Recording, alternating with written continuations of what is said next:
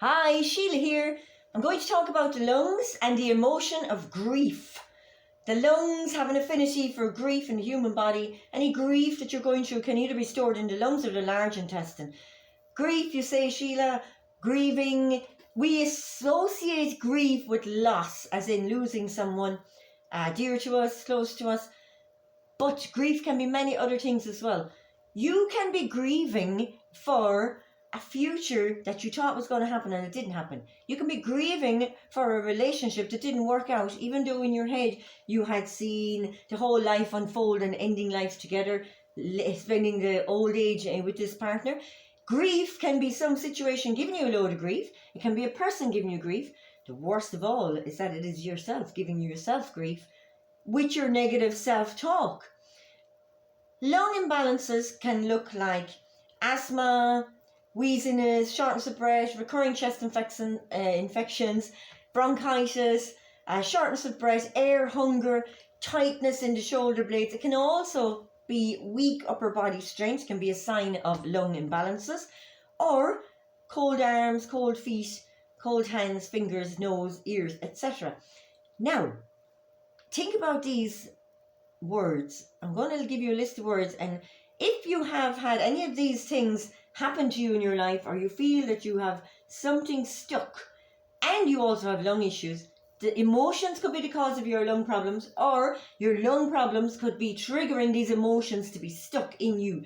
So I just want you to, if you can, if it's possible, take a moment and close your eyes. I'm going to give you a list of words that are stuck in human lung energy. Intolerance. If you have suffered from intolerance, or if you are intolerant of others and you don't understand why, if you have had people be intolerant of you, this can affect your lung energy.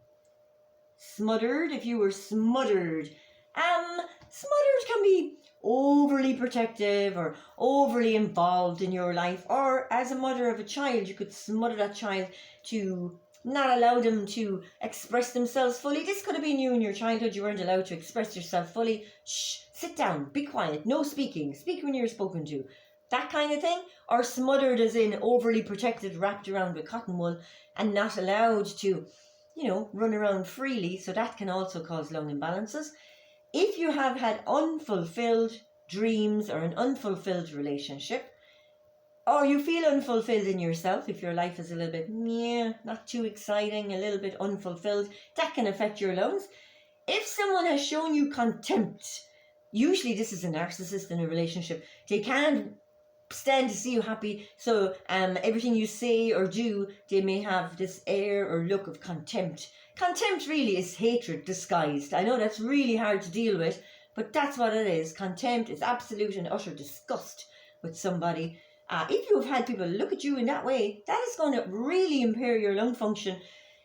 If you have been scorned, disrespected, disloyalty in your life, if you have been depressed, low energy, low mood, this can also be an underlying cause of lung issues, or your lung issues can be a cause of this emotion being stuck.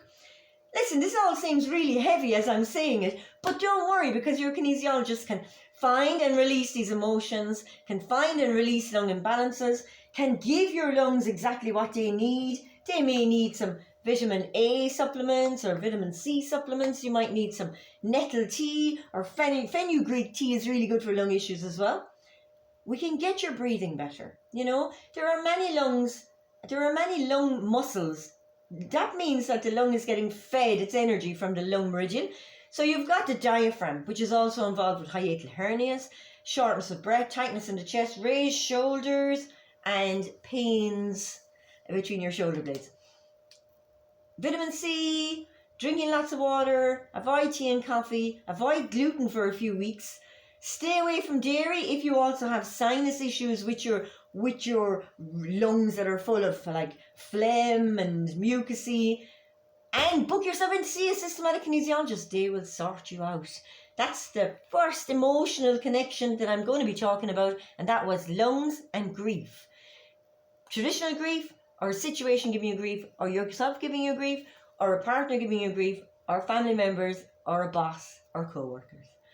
You need to see a kinesiologist. Thanks for watching.